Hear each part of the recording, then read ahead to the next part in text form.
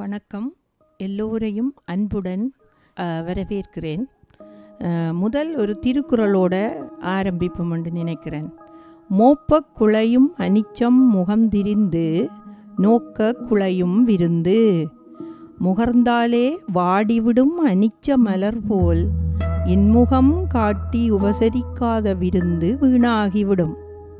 இன்று உங்களுக்கு லண்டனிலிருந்து ஊரின் மணத்தோடு அம்மியில் அரைத்த சுறா மீன் சீரக கறி எப்படி செய்வதென்று காட்ட போகிறேன். சீரக கறி செய்வதற்கு ஒரு சுறா மீன் எடுத்திருக்கிறேன். மல்லி, சின்ன சீரகம், மிளகு, செத்தல் மிளகாய் எல்லாம் அரைத்து அம்மியில் வைத்து அரைத்து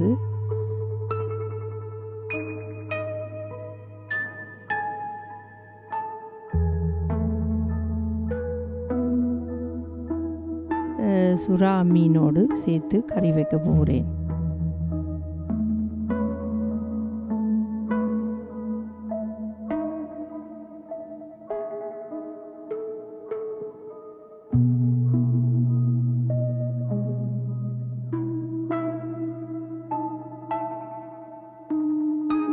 இப்போ நாங்கள் சுறாவை எப்படி வெட்டி தோல் உரிப்பதுன்னு காட்ட போகிறேன் உங்களுக்கு.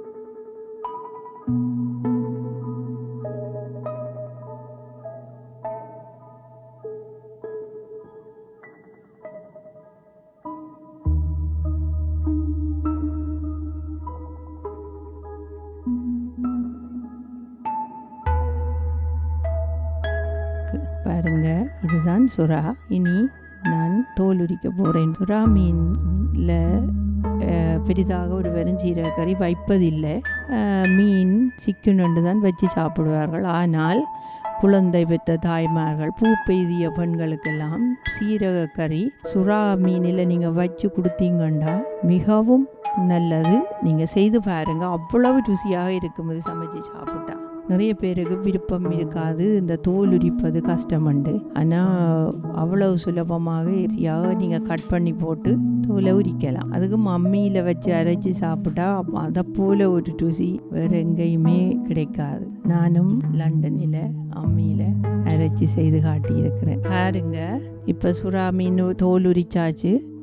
மஞ்சள் போட்டு கழுவி எடுத்தா அதில் கொஞ்சம் மனம் இருக்காது. கடல் உணவுகளில் மனம் இருக்குன்னு தானே. இப்போ சிறிய சிறிய துண்டுகளாக நான் வெட்டி அதில் இருக்கிற அந்த முள்ளு கூட சாப்பிடலாம். அது பெருசாக எங்களுக்கு பயப்பட தேவையில்லை. குழந்தைகள் கூட விரும்பி சாப்பிடுவார்கள். எங்கள் வீட்டிலே எல்லாருக்கும் அது பிடிக்கும். சுறாமிய துண்டுகளாக வெட்டி விட்டேன். பாருங்கள், இதுதான் இந்த கிரைண்டிங் ஸ்டோன் என்று இங்கிலீஷில் சொல்லினோம். நல்ல அளவான அழகான அம்மி. நான் இந்தியாவிலிருந்து வரும்போது ஆசையாக எடுத்துக்கொண்டு வந்தது. அந்த ஊரின் நினைவுகளை நாங்கள் மறக்கக்கூடாது. எங்களை பிள்ளைகளும் அதை தெரிஞ்சு கொள்ளணும். இப்போ பாருங்க, மல்லி அரைக்க போகிறேன். மல்லி வச்சு அளவாக அம்மி என்றபடியாக இப்போ கொஞ்சம் சிறிதளவாக போட்டு தான் அரைக்கணும். ஒரே அடியாக எல்லாத்தையும் போட்டு அரைக்க முடியாது. ஊரில் நல்ல பெரிய அம்மி வச்சு தான் அரைப்பினம். இது சிறிய அளவு அம்மி தானே, இவ்வளோ அழகாக இருக்குது பாருங்க. சின்ன சீரகம் இது மிகவும் முக்கியமானது. உடம்புக்கு நல்ல குளுமையை சேர்க்கக்கூடியது. மல்லியும் சின்ன சீரகம் சேர்த்தாலே உடம்புக்கு அவ்வளவு நல்ல. அடிக்கடி செய்து சாப்பிடணும். வெளிநாடுகளில் எங்களோட இளம் தலைமுறை பிள்ளைகளுக்கு நாங்கள் இதுகளையெல்லாம் கற்றுக் கொடுத்தா தானே.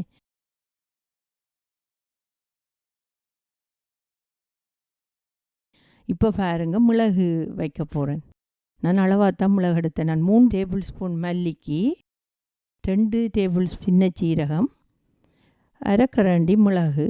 இப்போ பாருங்க, முழு மஞ்சளை ஊற வச்சேன் நான். அப்போ தான் அது அம்மியில் அரைப்பதற்கு சுலபமாக இருக்கும்.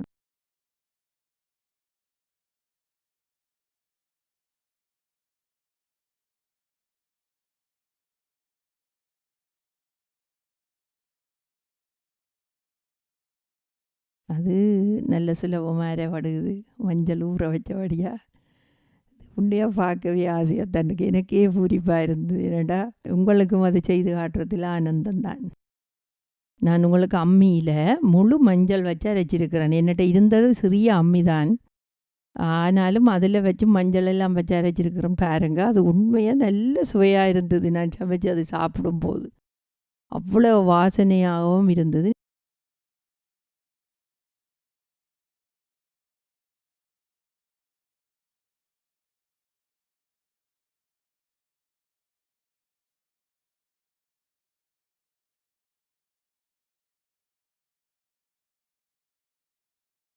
அந்த அம்மியில் கடைசியாக கழுவி எடுக்கிறது இருக்கு, அந்த ருசியே தனிதான்.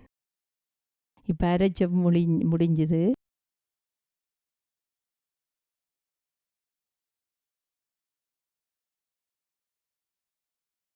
இப்போ பாருங்க, அரைச்ச முழு விழுதும் எப்படி நான் அரைச்சிருக்கிறேன் அம்மியில் பாருங்க. உண்மையாக அந்த அரைச்ச குழம்பு வைப்பினம், அரைச்ச கறி என்று சொல்லி குழம்பும் வைப்பினம், சித்தல் மிளகா மல்லி வச்சு அரைச்சி அது மாதிரி. இது சீரக கறி மிகுந்த சுவை. சாப்பிட்டு புள்ளிகளையும் அவ்வளோ ஆசையாக இருந்தது அவைக்கு சாப்பிட்டு.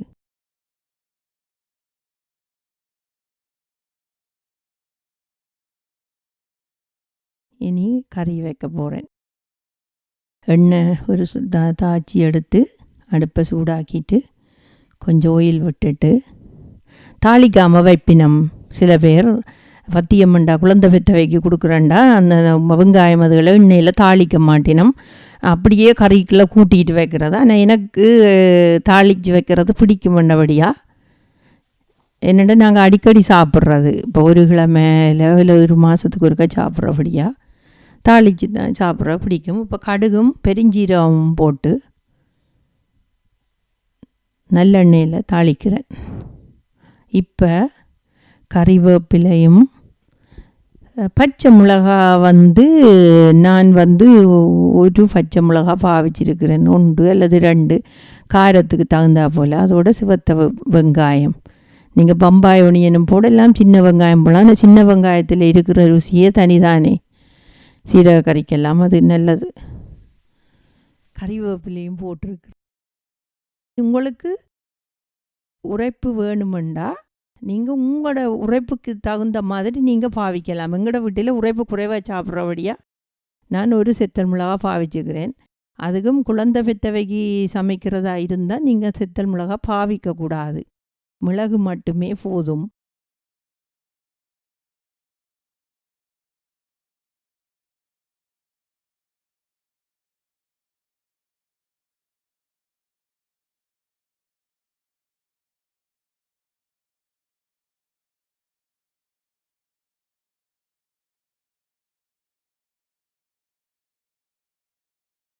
இப்போ தாளித்து வெங்காயம் ப்ரௌனாக வந்துட்டுது. நான் இப்போ சுறாவை அதுக்குள்ளே போடுறேன். சுறாவை கண்டபடி கிளறி விடாதீங்க, என்னண்டா சுறா உடைஞ்சி போயிடும், அது மென்மையான மீன் தானே. பத்திய கறி மீன் கறியில் தான் கூடுதலாக அந்த சீரக கறியை வைப்பினோம். எங்களோட ஊரில் பத்திய கறின்னு சொல்லுவினோம். ஆனால் நீங்கள் சிக்கனில் கூட வச்சு பாருங்கள் சீரக கறி, அதுக்கும் பேபி சிக்கனுண்டா இன்னும் சுவையாக இருக்கும் சீரக கறி செய்கிறதுக்கு.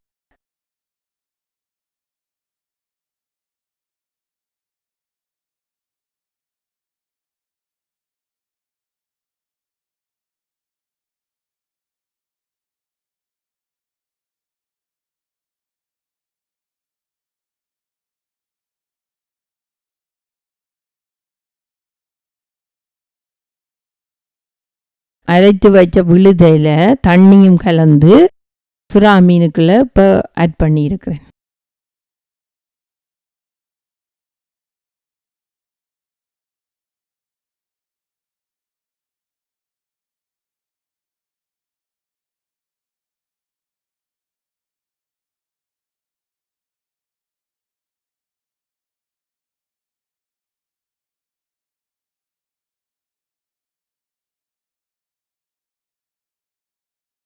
பாருங்க, இப்போ கொதிச்சு கொண்டு வருது சுறா சீரக கறி. இப்போ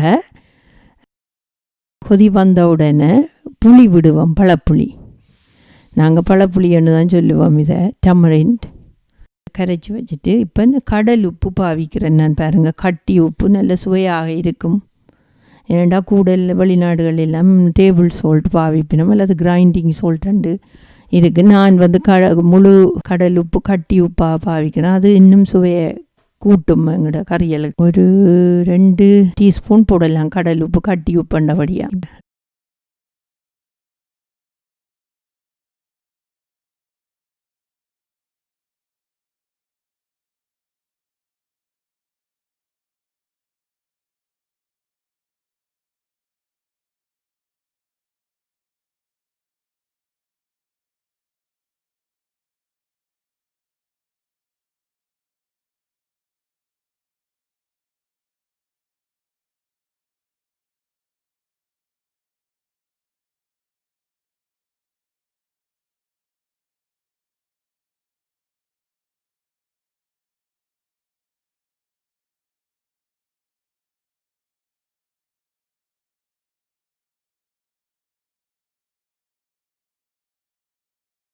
ரெடியாகி கொண்டிருக்கிறேன் சீரகக்கறி.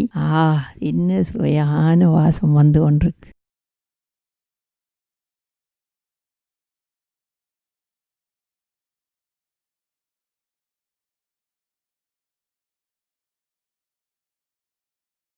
இப்போ பாருங்க, ரெடி ஆயிட்டுது சுறா மீன் சீரகக்கறி. இறக்குவதற்கு முன்பாக 3 டேபிள் ஸ்பூன் தேங்காய் பால் விட்டு,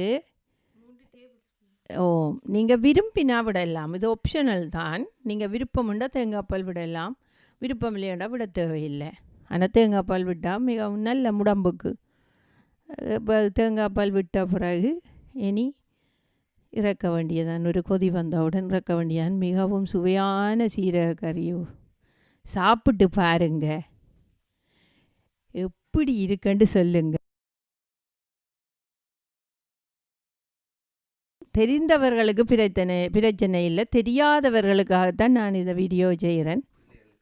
இளம் பிள்ளைகள் நிறைய பேருக்கு சமைக்க தெரியாது. எங்களோட வீட்டிலேயும் எல்லாம் பெரியவர்களான், இன்னும் அவர்களுக்கு கூட சமைக்க தெரியாது. அவர்களும் இந்த வீடியோவை பார்த்து சமைக்க கற்றுக்கொள்வார்கள் என்ற நம்பிக்கையோடு தான் நான் இந்த வீடியோவை பதிவிடுகிறேன்.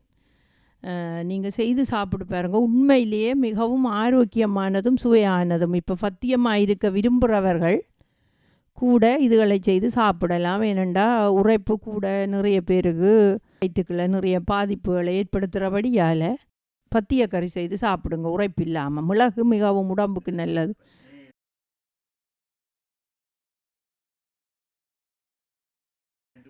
இப்போ பாருங்க, உங்களுக்கு சீரகக்கறி செய்து முடிச்சிட்டேன். அதை எப்படி நான் ப்ரெசன்டேஷன் செய்கிறேன்னதை பாருங்க. இது கருப்பரிசி, பூனகரி, மொட்டை கருப்பன் கருப்பரிசி என்று சொல்லுவினோம். இது மிகவும் உடம்புக்கு நல்லது. நாங்கள் கூட எல்லாரும் கருப்பரிசி பாவிக்கிறது கூட. சிவத்த பச்சை கருப்பரிசி, புழுங்கல் அரிசி, அதுகள் மிகவும் உடம்புக்கு ஆரோக்கியமாக இருக்கும். சீரகக்கறியோடு கருப்பரிசி சாப்பிட்டா தான் நல்லது. பாஸ்மதி ரைஸ் இதுக்கு அவ்வளவா நல்லதில்லை. இப்போ பாருங்க, நீங்களும் இதை பார்த்து உங்களுக்கும் ஆசையாக இருக்கும், செய்து சாப்பிடணும் போல் செய்து சாப்பிட பாருங்க. நான் செய்த முடித்த பின் உங்களுக்கு சாப்பிட்டு காட்டுகிறேன், பாருங்கள் எப்படி இருக்க போதென்று சொல்கிறேன் நான். பாருங்க, மிகவும் சுவையான பால் சுறான்னு சொல்லுவார்கள். இதை சின்ன சுறா மிகவும் சுவையாக இருக்கும்.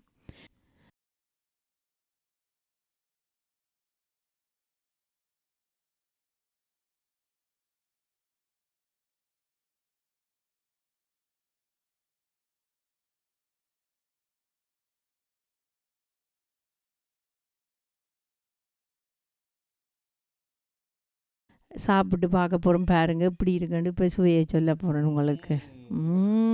அதில் என்னது வீடியோக்கள் உங்களுக்கு பிடிச்சிருந்தா லைக் பண்ணுங்கள், ஷேர் பண்ணுங்கள், சப்ஸ்கிரைப் பண்ணுங்கள். நீங்கள் ஊக்கப்படுத்தினா இதை போல் இன்னும் நிறைய வீடியோக்களை நான் விடுவேன்.